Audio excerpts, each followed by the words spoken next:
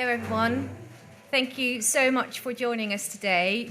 The room is full. Yay for audio. I can't believe it. Anyway, I'm so pleased that so many of you already are investing some of your time into audio. So by just simply being here, and I know there's a really huge competition on with the other session today. So thank you very much for coming. Before I start, I'd like to say a great big thank you to our sponsor of this session, KDOC Content. The CMC depends upon the support of numerous sponsors to help create such a lively and varied conference, and we are particularly grateful to KDOC Content for their support, so thank you very much. My name's Carla Herbertson. I'm the founder of Small Audio, a children's and families audio consultancy, and co-founder of Small Wardour, a team of children's audio specialists that make both original and commissioned podcast, audiobooks and audio series. I've been working in the children's audio industry for over 20 years, 10 of which as a BBC producer across many children's programs, audio programs, and I've further developed international strategy for a global audiobook distributor. I'm very pleased to put audio on the map this year at CMC, but you may ask, why does audio matter? So firstly, I can dazzle you with some facts and stats. Audio download sales across all genres are up 14% to 151 million, says the 2021 report by Publishers Association on the UK publishing industry. And audio has become more accessible for children due to the development of smart speakers owned by half of internet households in the UK. And there's been a 20% increase in listenership for podcasts in kids and family categories since 2019. This was reported by NPR and Edison Research in 2021 report, Spoken Word Audio Report. And the US children's and young adult audio sales have increased, with 61% of parents saying that their children listen to audiobooks. And this is up from 35% in 2021, and that was just recently published by the Audio Publishers Association in the US.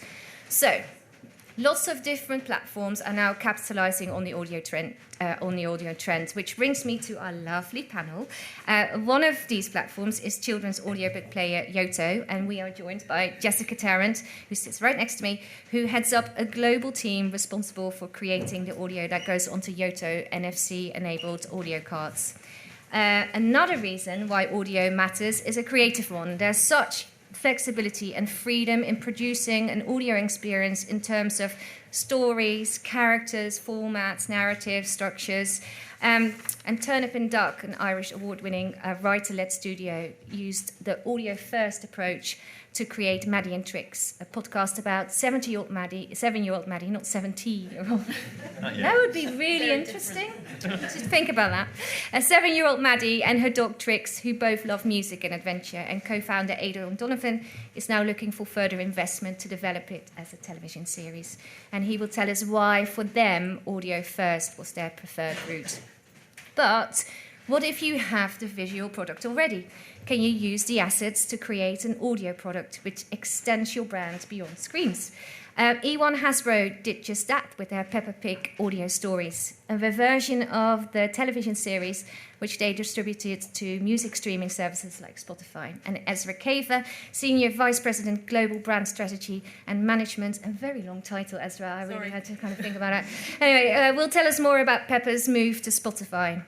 And last but not least, audio truly matters to Dutch entrepreneur Sanne Canis, who founded Able, a fast-growing international production company that produces original audio content for children.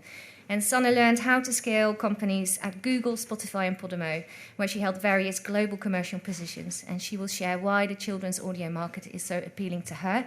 Welcome, panel. Thank you very much for joining me. Now, yay!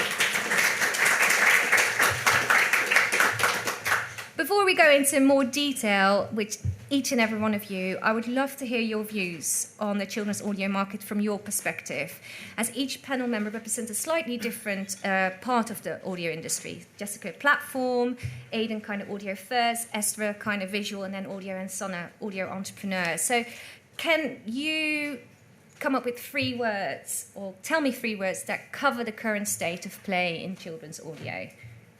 Shoot, Jessica. So I'd say noisy. I kind of mean that in a few senses of the word. Yeah.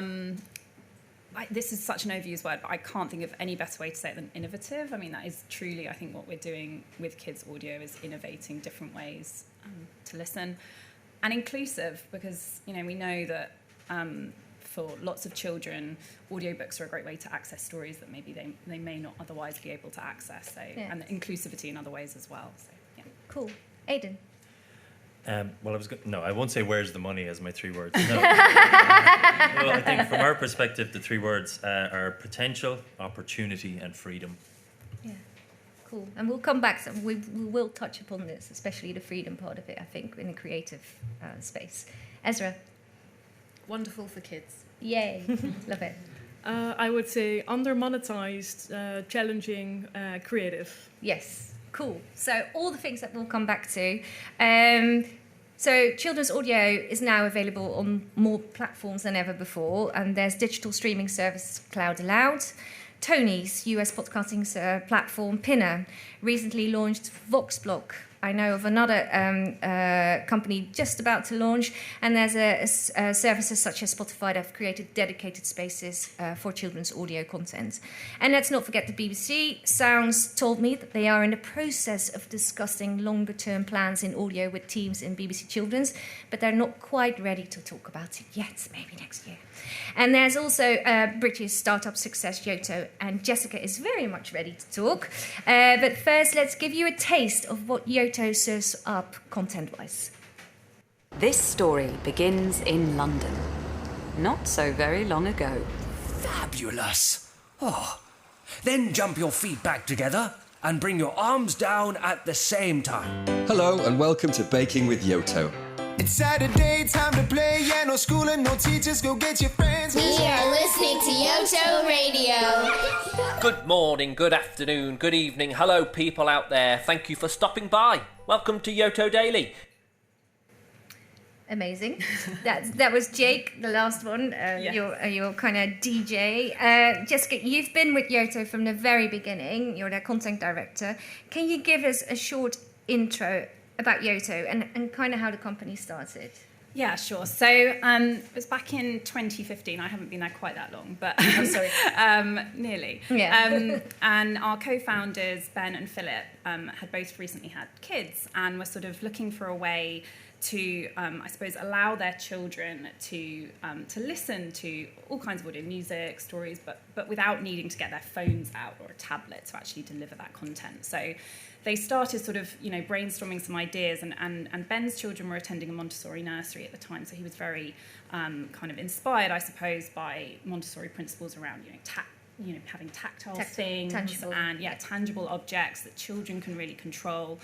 The concept for Yoto was born, and it was actually just a couple of miles away that the first Yoto players were manufactured in Sheffield, and it was originally backed by a Kickstarter campaign in 2017, and then the players that we have today we launched right at the beginning of the pandemic in 2020, it's grown from there. Yeah, amazing. It feels like you've been around for ages, but it's not really been that long. What do you think? What does a bespoke platform for kids work? Why does it work according to you? What do you think they offer beyond the usual kind of podcast and audiobook models? I think it's really, we're an end-to-end sort of platform. So, obviously we create hardware, we create the object through which kids listen. We create accessories to go with that hardware, and it's also, the cards themselves, the content that lives on these cards.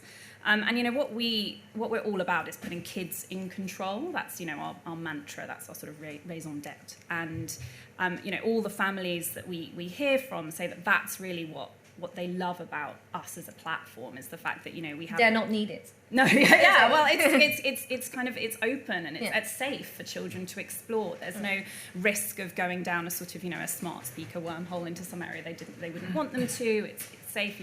Our library is curated and every piece of content that we offer children is carefully considered, and we ensure that it's suitable for the audience. So it's a lot to do with just children being able to operate it themselves, and adults not needing to supervise. Yeah.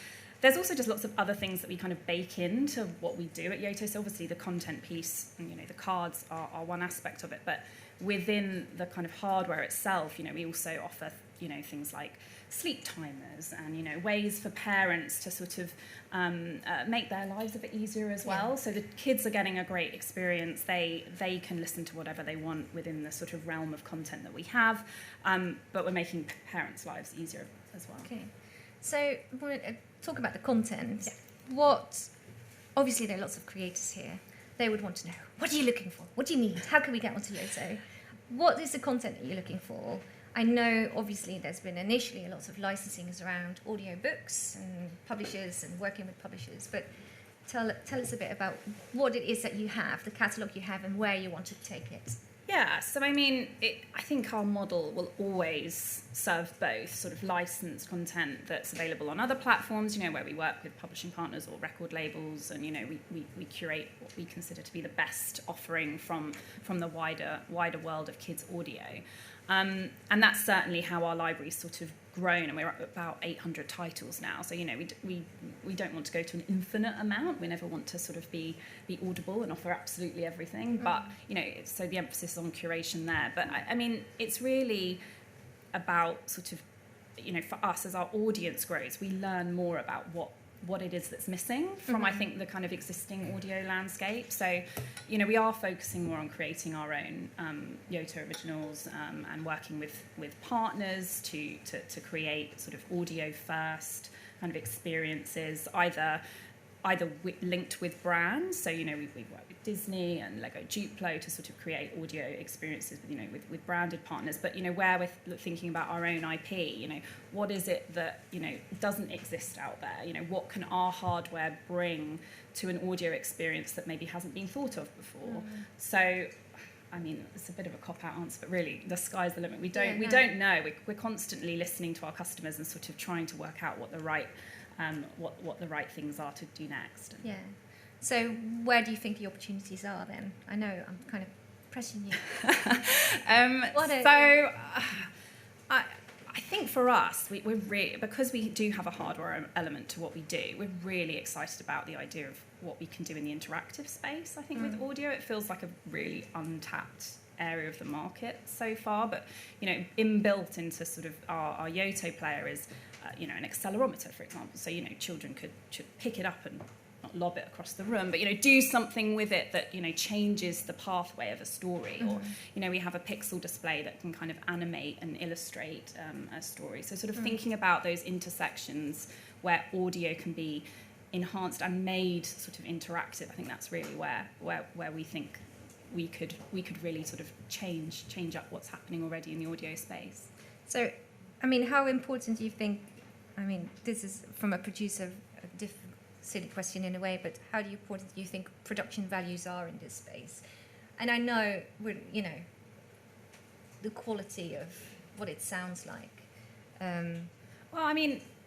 We're an end-to-end sort of we're an audio-first platform. So, we create the hardware that the audio is listened to on. So sound is about, is at the heart of everything we do. How it sounds is really, really important to us. And, obviously we work with fantastic partners around the industry who have incredibly high production values. But when it comes to our own content as well, we really want to, we never want to be seen to be sort of, talking down to kids or offering them anything less than excellence, I suppose, in terms of production values. So yeah, it's very important to us. Yeah. Cool. So you keep growing your Series A funding. Do you want to mention the number? I think it was 17 million. It's amazing how quickly it goes, though. Yeah. So really, I suppose the key things for us is sort of just is growing more, growing the number of families that we're engaged with, growing the languages we offer on our platform, growing the content library itself. It's typical startup, growth. So other countries as well? Yes. So we're in our biggest markets, our English language markets are UK and US. We're also in France, sort of building our platform there. But yeah, other countries hopefully on the horizon soon. Sky's the limit. Yeah. Excellent, great. So when we just step back a bit into the adult audio space, there have been some great examples of audio originals going on to be published as books and series and movies. Wondery has had huge success converting their podcast into TV series such as Dirty John for Netflix and We Crashed for Apple TV+. Plus a whole range of podcasters have booked deals off the back of their shows, including Elizabeth Day with How to Fail and Joss Widdicombe and Rob Beckett with Lockdown Parenting Hell. The children's podcasting market is still in its infancy, but there are signs of cross-platform developments. US publisher Macmillan is to publish books based on children's podcast company Pinner's original Quentin and Alfie's ABC Adventures. And in Ireland, a creative studio, Turnip and Duck, decided to go the audio first route and created the most charming, I think, podcast, Maddie and Trix. They are now looking for this to be developed into an animation. And here are Maddie and Trix. Whoa, this is cool! Echo! Hear the doggy echo! Could you stop that, please? You're tickling my belly. Who's that? I'm Harriet, the humpback whale. I'm Triggs, by the way. And I'm Maddie. We're musical adventurers. We like sounds and we like music. Maddie and Triggs, let's come and play. How cute is that? I mean, really.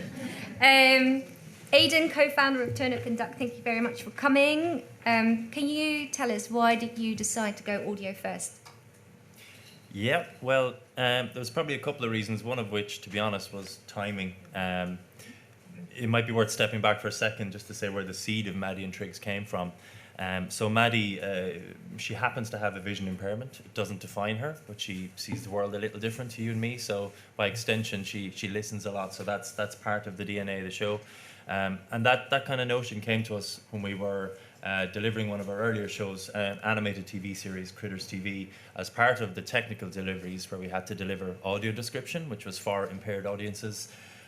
We just realized, okay, this is just tagged on at the end. This isn't really thought about. So we thought, wouldn't it be cool to create a TV show where this, albeit minority audience, were considered at the start. Not to make a show exclusively for VI kids, but to just consider their needs at the start.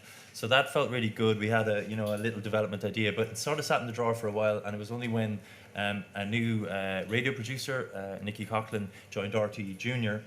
It was around the start of the pandemic. He saw the idea. He said, would you consider doing this for radio?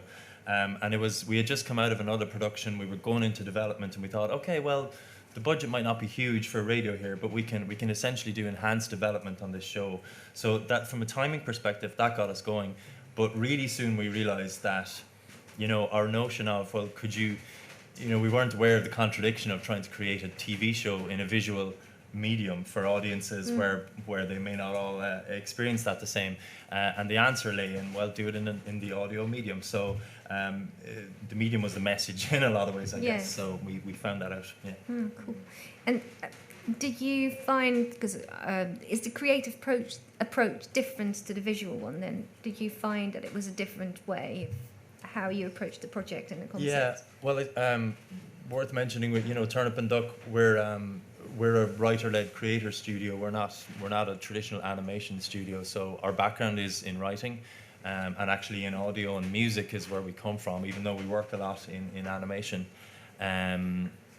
so that kind of felt natural enough to us. Even in terms of how we would have developed previous shows, we're always coming at it from that character, dialogue, audio, music. If it sounds funny, that's the first step usually when we put it together.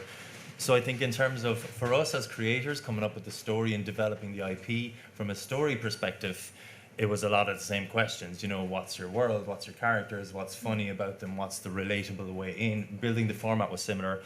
But in terms of execution and production, audio, it's wildly freeing. It's if there's any Did animation. it blow your mind? Well, I remember that it blew my mind. I was like, oh yeah, this it's just so freeing, I think, because having worked as a musician in that space, it's I'm not saying it's like better than animation, but it's much more immediate if you have the skills to do that, compared to something like animation where it's more slower, it's more modular. You know, you can't, if we're writing scripts for animation, you can write a crowd scene, but production will tell you pretty quickly that that's gonna be an issue. Whereas in audio, you know, a couple of sound effects, you can make that stuff happen. Yeah. So from a creative perspective, it's really liberating. You know, it's very exciting. I mean, the trick is that if, well, what we're doing, if you're planning to visualize this eventually in TV, you don't want to write yourself into a corner either. So it's trying to find the balance between both. Yeah. Can you tell me a little bit about, because funding comes into this as well. There's a Sound and Vision Fund that you tapped into that is kind of different than what's available here in the UK. Can you tell us kind of the kind of monetary kind of route you went through to get kind of funding for your project? I can in broad strokes, but I'm probably not the best person to talk about it. So the Broadcasting Authority of Ireland, you know, they would provide support to us for our TV projects as well, and so Sound and Vision, as the name implies, they have radio strands that they're open to. So it was our first time going that route, but again, Nicky, who encouraged us to go in RTE, he would a lot of his shows would have been channeled through that. I'm interested to hear from other people here. From the creative perspective, that's where I'm coming from in terms of the funding models. That's not my realm. So it was an opportunity in terms of what was in front of us, what was available. To be quite honest, you know, it was a bit of a lost leader for us doing this in and of itself, but we knew that as part of our bigger strategy with the TV show, it was worth doing. We traded that off. It allowed us to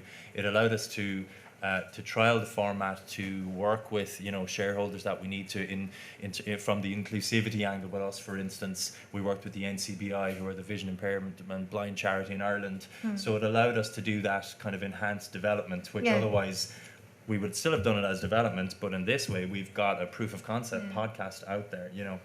Yeah, sadly, last January it was announced that the kind of a similar fund, the Audio Content Fund, is not going to continue beyond the initial pilot projects. Following talks with DCMS, I think this is quite a central theme in children's at the moment. Anyway, they are kind of looking at, you know, evaluating and seeing how else they can work with DCMS. But it's a great loss because the fund really was there to, you know, support programming that traditionally was hard to kind of or difficult to support on a commercial basis. So the, you know, like comedies, drama, and documentaries and events. Yeah, that route of funding is not there at the moment. Hopefully, maybe there's so much happening in politics at the moment, you never know. It might all change. So, is there anything that you've learned from the audio that will impact your kind of development for maybe this series for television, but also kind of future projects, how you approach them? Well, like I said, I guess we've worked in audio in the past, so we already had a sense of what the pros were and what the advantages were, even if we hadn't been applying them for a while. So I guess to anyone here, to any creators in the room who are thinking, I wonder, is this a viable route to start something? From putting money aside for a sec, from a purely creative perspective, you can get stuff done really quickly in audio relative to, you know, developing visuals. I say that from someone who's comes from an audio background. I'm not the kind of person who can draw and sketch up my ideas. So for us, it makes sense to go that route. So it was less of a learning and more of a reminder. I think in terms of the show itself, we went into this, pardon the pun, with our eyes open. Like we knew we were developing an audio, but ultimately we were thinking we would like this to exist in a visual realm too. I mean, the goal we have with Maddie and Triggs is to create a TV show where if two kids, one sighted and one vision impaired, sat down side by side to watch it together, that neither would have a lesser experience. So it's sort of new territory, but we're hoping that by getting it right in audio, with a path in place to make it visual, that it can sort of work in two ways. There's not this, you know, big binary, well, that's the visual one, that's the podcast one. Exactly. They're kind of the same thing. But the big question now, to answer your question, is how can we best, you know, with all the goodwill in the world, it may not be as simple as, hey, just animate the podcast. So how do we best serve both media, recognize what both can give us, but keep that guiding principle of the show, you know, on track? Yeah. Okay. cool. Do you think that the children's market will kind of follow the trends in kind of adult content and kind of using audio with an eye, to IP expansion? Do you think that's a viable route? I'll tell you after Cartoon Forum. I know. Maybe. Good luck. I don't know. I guess I'm sure there are other people. I'm sure we're not the only people doing what we're doing. But what I can speak of is the feedback we've got pitching this project so far. People, buyers have warmed to it. They see there's something unique there. Whether that's pure, I don't know if it's purely because we're taking an audio first route, or because the show in our case. It feels to us, we didn't want to just tokenistically do a show in audio and then go, hey, really, we just want to do the TV thing. It was like, what's meaningful about this medium we're working in, and what's unique about our show that takes advantages of that. Yeah. So we've asked ourselves that question all along, and the feedback we've got has been really positive, and people have said, okay, that's an interesting angle you're taking. So I hope I don't know if we're breaking new ground here, but I would like to think that it's another way of getting another way of getting to the TV series that maybe other people will take it up, but I can't speak if it's viable or proven yet. Time will tell. Would you do it again? Creatively, absolutely. Okay. I think it would probably be as part of a bigger strategy where we know there's a cross-platform where the numbers add up ultimately. It's worth the risk. In and of itself, as the podcast, creatively, I'd love to do it all day, but I'd like to hear from more people to say... How does it make money? How does it make money? Well, maybe let's move on to Ezra then. So we've seen some great examples of visual children's content being recreated in audio. So search Moonbox, Coco Melon's story podcast with Spotify. But E1 decided to offer Peppa Pig stories in Spotify's music service and use the assets of the television series to do this. And the result sounds like this. Funny music. It is morning. Peppa and George are having breakfast. Daddy Pig is about to go to work. Who could that be? Here is Mr. Zebra, the postman. Delivery for Daddy Pig. Oh, Mr. Zebra has a parcel for Daddy Pig. Thank you, Mr. Zebra. Bye now. Bye-bye. Daddy Pig is opening the parcel. What is it, Daddy? What is it? I mean, I don't know. I've been listening to that a couple of times. I still don't know because you only sent me that little bit. So yeah. Anyway, what is in the parcel? Anyway, welcome, Ezra. The conventional Peppa Pig audiobooks already exist as single voice recordings, right? Probably licensed to various publisher licensing deals. So why recreate Peppa in audio in this way? Why not just kind of stick to what is already out there? So yes, the voice recordings obviously made for the TV episodes. They're in our vault, and yes, Penguin in particular in the UK have created audiobooks from them, which typically come with a picture book, so the kid can kind of, look at pictures and listen to that audio story. And this was obviously intended to be something very different. Both the show and really every other format that we'd had before. It's heavily dependent on visuals. I mean, it's such visual storytelling, and so much of the storytelling and the gags are in the visuals that the kid sees on screen. And so when we decided we wanted to have Peppa on audio platforms, we knew that we kind of had to approach it in a slightly different way to make it as good a story experience just without the visuals. And so just taking them as they are, again, you lose half the storytelling. Yeah. So we knew we needed to do something with them to make them really work on audio spaces. Well, we'll come to that in a minute, but before I want to ask you, why did you decide that audio was a space where the brand needed to be?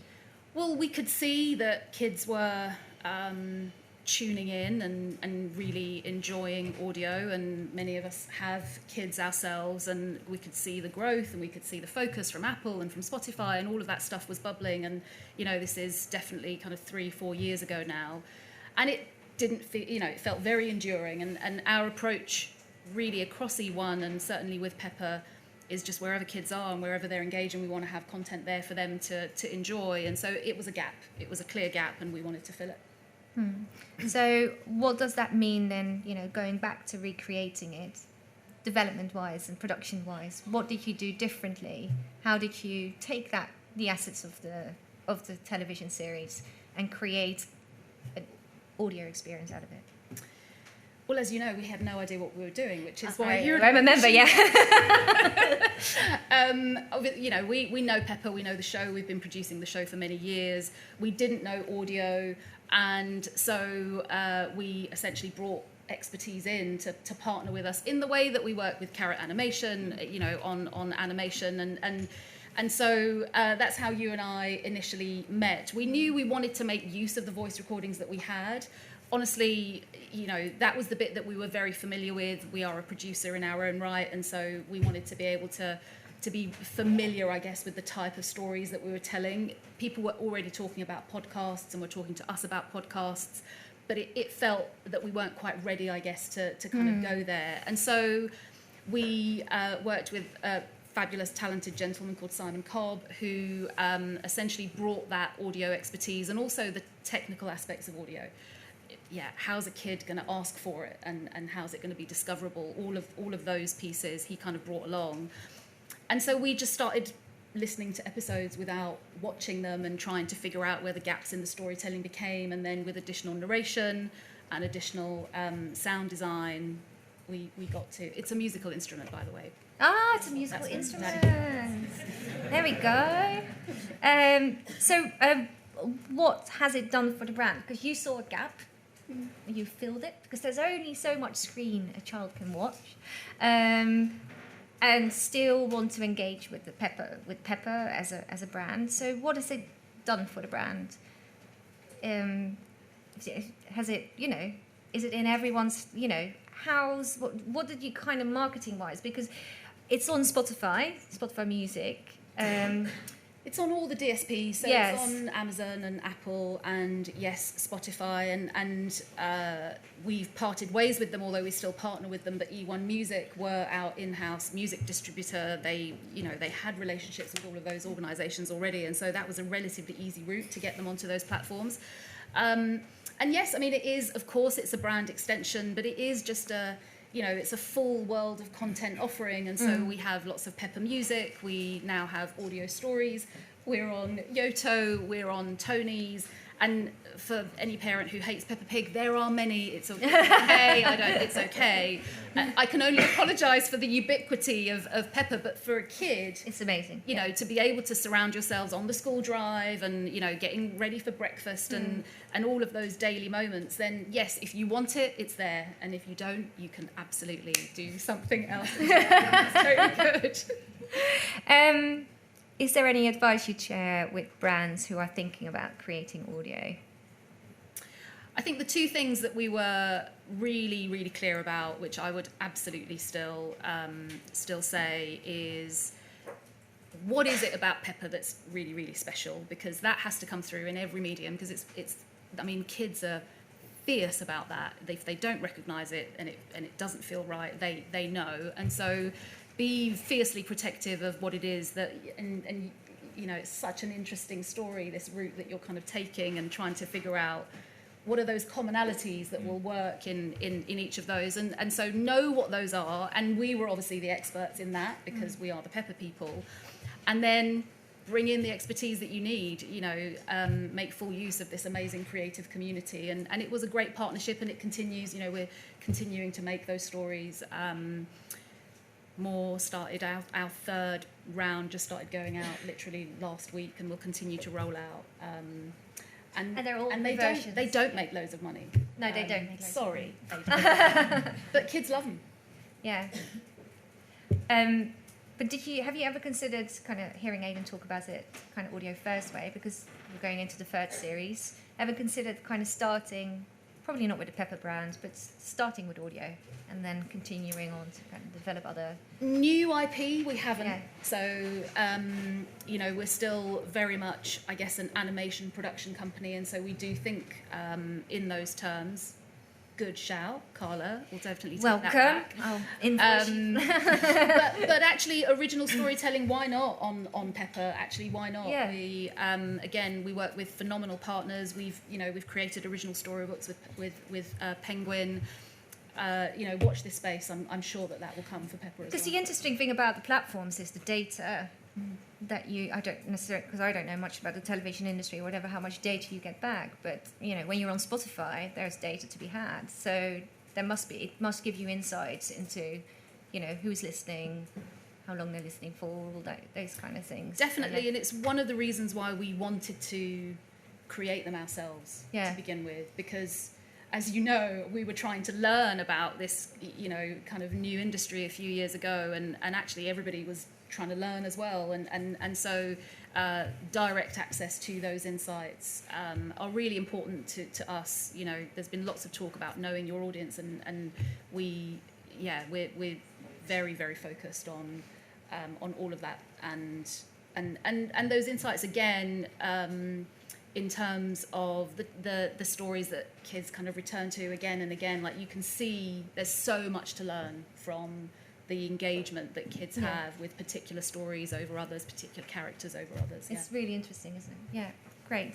Well, but there's someone sitting next to you who does think there's money in audio. Thank God I brought someone on. Because otherwise, the growth of audio consumption has naturally led to the launch of so many exciting new businesses dedicated solely to children's audio, like Able, introducing themselves. Able is a premium audio studio known for character-driven, binge-worthy stories for children. Lisa on the houseboat. Edgar the Dance Man. Alex the rapping parrot. We are on a mission to provide creative, inclusive, and innovative audio storytelling that reduces screen time and activates kids' imagination. Able, the future of audio experiences for children. So that's Able, and Sana, CEO and founder of Able, is here, and fellow Dutchie, I have to say that, Why did you decide to launch an audio business, and it's not audio books only, specifically for children? Yeah, exactly. Yeah, we don't call audiobooks, we really say audio shows, because it's like a hybrid version of audiobooks, podcasts, and meal formats. But the reason was really, I think, the perfect storm where everything came together. And first of all, because it's fun. I think it's a really fun industry to be in. So if everyone is considering, it's definitely worth. But I think for me, it really was about like solving problems. I am a problem solver, and I noticed that the screen time increased massively during the pandemic, and for kids it actually doubled. So I was like, instead of writing about it and thinking about it, I thought like I have to be part of the solution, and isn't there a way to give alternatives to parents in a more scalable and fun way? And the second problem that I saw is like the diversion and the polarization in society, where everyone is like having, it seems to have difficulties with understanding perspectives and cultures. And if there's any way to create more empathy with storytelling, then I think the next generation is where we should be starting. So combining those challenges into a product, a company, would be, I think, for me, a great way to contribute at least to part of the solution.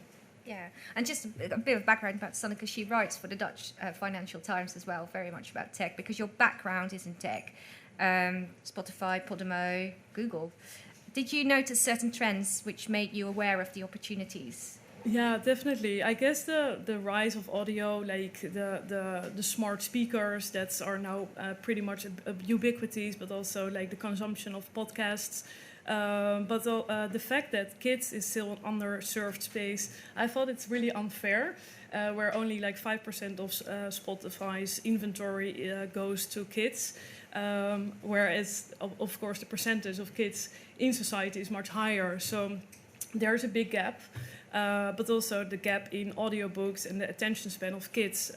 So I think everything is a bit of a gap that we're trying to close, and the attention span of kids is decreasing, but it's more like 10 to 15 minutes, but the average audiobook is 4 to 5 hours. So therefore we really want to focus on short form content and figure out, like, is there a low barrier entry for kids, that they enjoy it and that they get entertained and get educated. Yeah.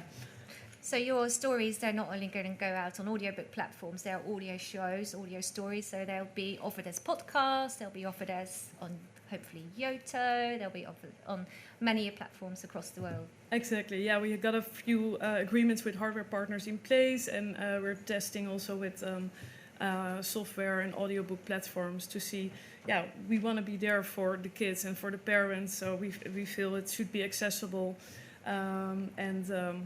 Pretty much play the game of content. And nowadays there are so many distribution platforms. It really makes it easy for us to distribute to multiple audiences. So not only Dutch and the UK, but we will launch later this year in other languages as well. So we have an enormous opportunity to reach a large audience. So it's now easier than ever to reach those new audiences in multi-markets.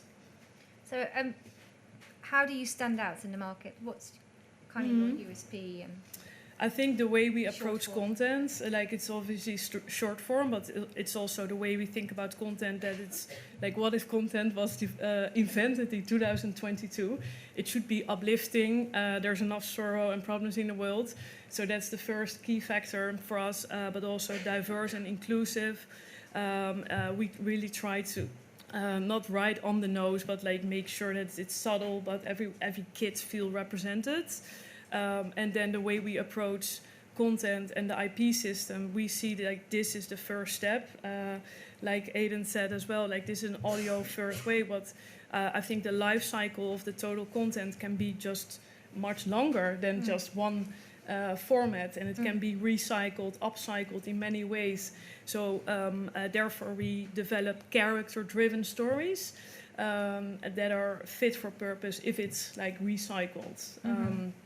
And I guess the way we approach the business, with my background, I can't think of anything other than scaling, efficiency, target-driven, which is, I think, maybe different than the creative companies, the typical creative companies. But for us, it's important that if we develop a show that's also relevant for other markets. So if we have the manuscript, we can repurpose and repackage it in other formats, in other languages. So we think about scalability quite often. Cool.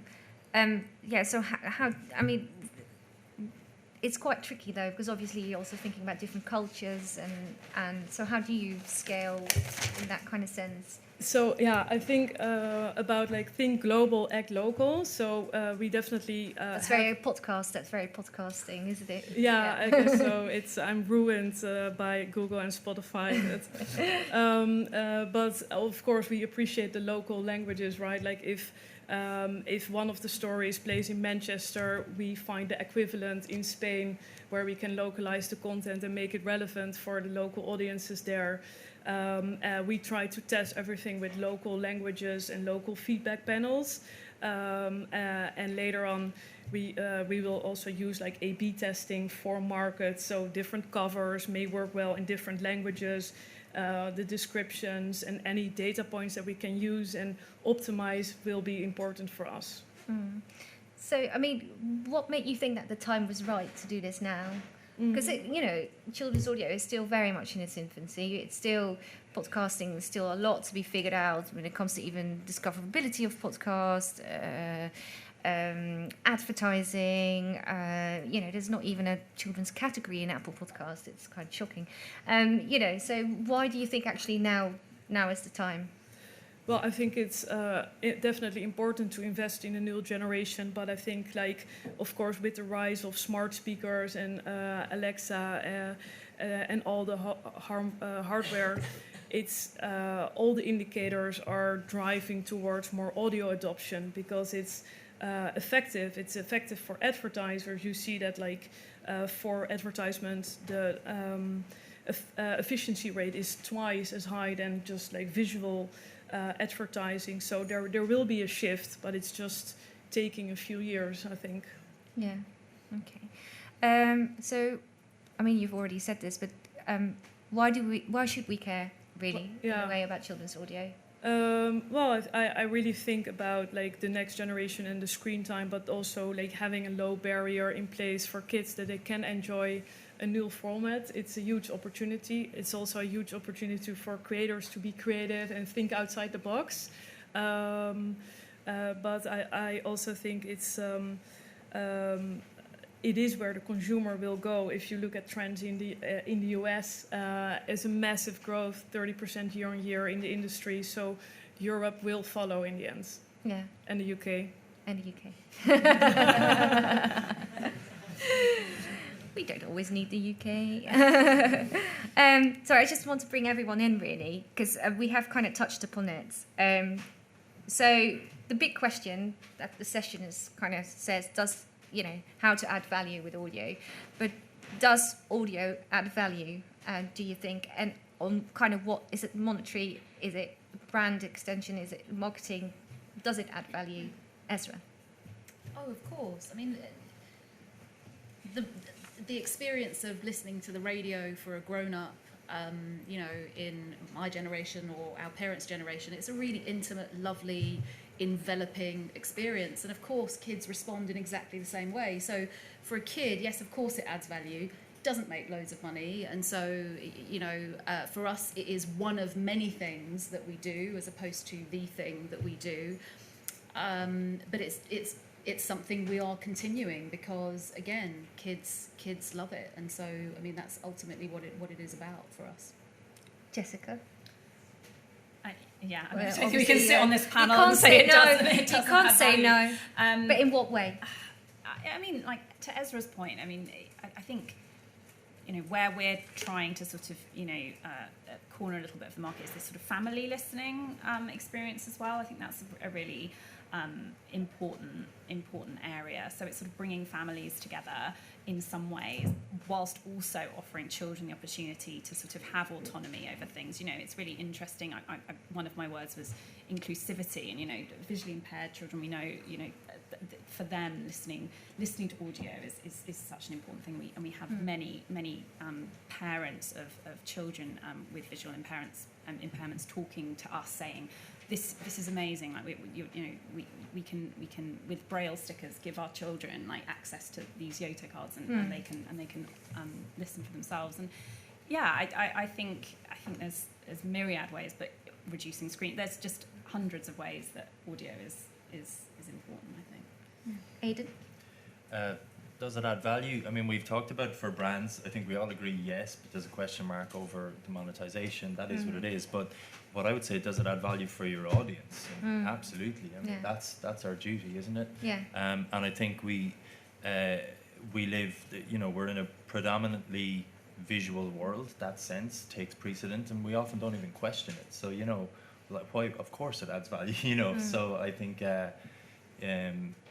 I would keep that as the central vision, and you work with the challenges that come your way then in terms of how practical it may be at any given time. But we have to aspire to not having it as a tag on. Yeah. And Sana, you've already said, but yeah, I presume you'll say yes, it does add value, but on multiple levels. Yeah, can't say that. No, like I think we mainly concern about like the end user, right? So it's like really. If we can inspire the children's curiosity and spark their imagination, I think that's the main important thing. And yeah, I think therefore audio adds value. Massively adds value anyway. Even all the stats, the National Literacy Trust stats, all say about literacy, communication skills, empathy skills. Audio adds so much more to a child's kind of world from that perspective. Right. Questions from the audience, if that's okay. I think there's some people going around with microphones.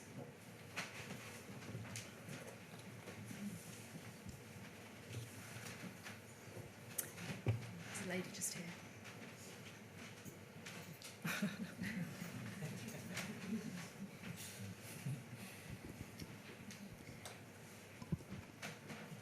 Hello. Hi. Thank you very much. That was a really, really interesting discussion. I really enjoyed the examples that we heard throughout, and noticed that to an extent they're sort of tending towards the younger age range. And my question is, do you think that in the sort of the broader range of childhood, are there particular sweet spots for audio? Who would you like to put this question to? Oh, Son and I actually, we actually talked about this earlier, didn't we? Do you want to have a... Yeah, I think there are so many competitive platforms. So you're not only fighting for the attention for the ears, but also for time and attention. So I think the older the kid gets, the more competitiveness is from other entertainment platforms. So I think I'd say the sweet spot is probably between 4 and 8, but I think Jess can have more data points on it. Yeah, I mean, for us, in terms of who our customers are, it's 3 to sort of 9, I think, is really kind of where we're in our sweet spot. That's not to say that we don't see that audience aging up, but certainly for our platform, we think probably there's a tailing off when kids get their own smartphone, maybe at secondary school age, where they would naturally gravitate towards a kind of Audible platform or something like that instead of ours. But in terms of audio itself, I think it's up to us as creators to make sure that we're kind of tuning in to the needs of whatever age group you're trying to address and delivering the right experience for them. So I think it's all about just listening to the consumer. And yeah, to your point, Ezra, as well, we have so many sort of data points about how many hours our family, obviously all anonymized, but how many hours our families are listening for when they're turning off, and we can kind of segment as well and understand what different age groups are sort of doing and tuning into. So we hope to build all of that into sort of older content as well as we grow. And it's important to start them young, isn't it, really? Because if if they have their listening skills already when they are 3, 4, they will continue to listen to audio in whatever other. But it's far more difficult. The 8 to 12 is far more difficult to get, really. Anyone else? Hello, thank you for that. That was great. So clearly there's massive value to the children, but as producers, how do we fund these beautiful audio shows? Any ideas? Right. Well, it depends on which route you're going to. So, if you're going the audio show kind of route, or if you're going the audio book route, there's ways of getting commissions, which, Yoto does, Tony's, there's loads of new other platforms coming to the market, and, putting your ideas to them and getting commissions. Podcasting is more tricky. I've just started a kind of original podcasting company, and we're just really looking at how we can kind of flip the advertising model in a different way, because obviously we can't just use any old advertisers. They've had lots of problems with that. So it's about being creative. I do think there is... we've got a podcast, my co-founder's got a podcast, and which started at the beginning of the pandemic, Super Great Kid Stories, and he is now making money out of that. It's taken a while, but that's all organic. There wasn't any kind of push behind that, and we now know quite differently how we would maybe do something in a different way. So there is money to be made, but it's also platforms, for example, like Apple Podcasts or Spotify, having the space for children's content and being there, and like BBC Sounds, or that's still, people are still not there when it comes to they don't see the value just yet, or haven't kind of clocked onto it yet. So I really think we're on the cusp of things, and it's a really interesting space. But yeah, when it comes to money making, I think you just need to be creative, and maybe I've got someone working with me. She's the she used to be the head of Apple Podcast, and she now works for Small Border. And she was the first question she always asks anyone: why do you want to make a podcast? Why do you want to make a podcast? And that's really good, because it's not necessarily going to make you money in the beginning. So you have to really think about what additional value you get out of it, the marketing, kind of converting maybe other sales on different platforms. So if you were to be on Spotify with, for example, stories in a different kind of business model, then because people are already listening, you already have an audience, so a podcast would then really be really good to kind of convert those podcast listeners to your brand. So there's a lot of things there, but it's not a simple 1, 2, 3, yeah.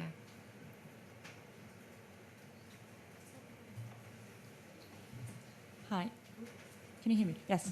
Yes. My name is Victoria. I've reached out to all of you prior to this conference because you have my dream job. So this is my dream industry.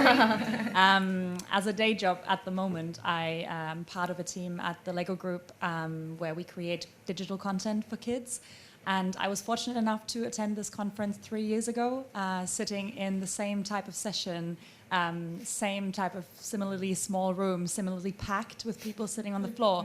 So clearly the interest is really there. And maybe I'm a bit impatient, but I'm almost disappointed to hear that it's still so hard to monetize this business.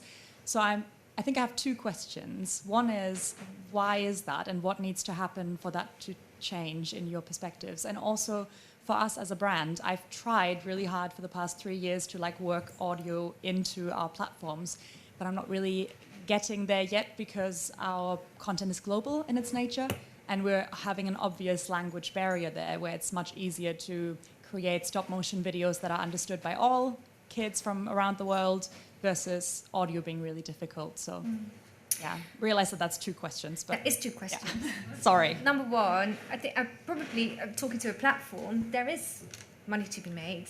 I know some of my clients that make money out of Yoto. That's our, that's our business. So, yeah, I mean, if we weren't making money from it, it would be, well, I probably wouldn't be sitting here.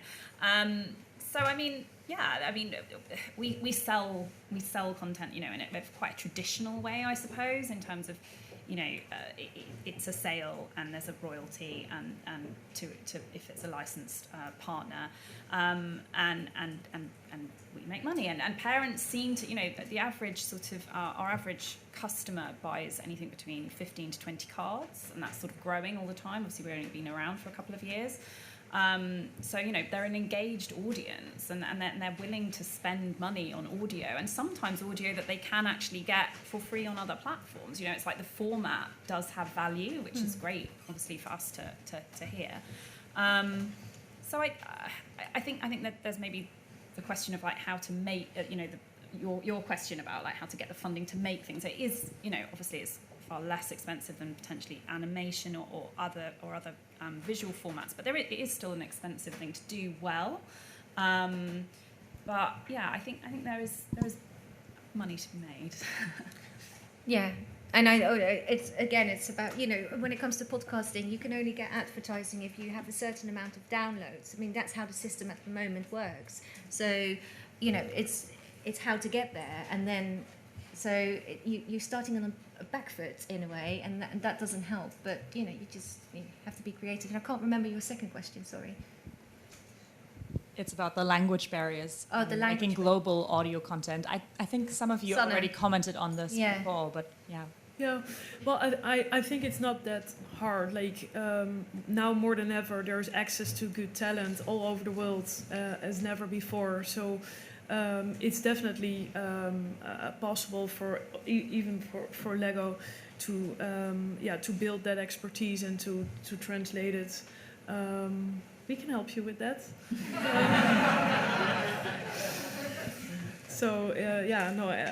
I think it's possible, but it's more overcoming that barrier of do it for the first time. Yeah. Thank you very much for your questions, and thanks everyone. And thank you to all my guests for being here today and sharing their experiences. Whichever way you look at it, there are huge opportunities for brands to deepen engagement with their audience through audio and create immersive and imaginative experiences. Hopefully we have inspired some of you to embrace audio, and hope to hear your stories next year on another audio panel. Please feel free to email me if you have any further questions, and you can find me on LinkedIn, or it should be in the delegate brochure. Thank you once again to our sponsor of this session, KDOC Content. There's a video in the Art Of strand which might be worth a look at. It's also an audio theme, and all 55 videos in the CMC 2022 collection will be exclusively available to delegates until September the 30th. The next session in here will be Bright Young Things, and Animation Assemble will take place on the main stage, both at 5 p.m. And that's it. Thank you very much. Thank you.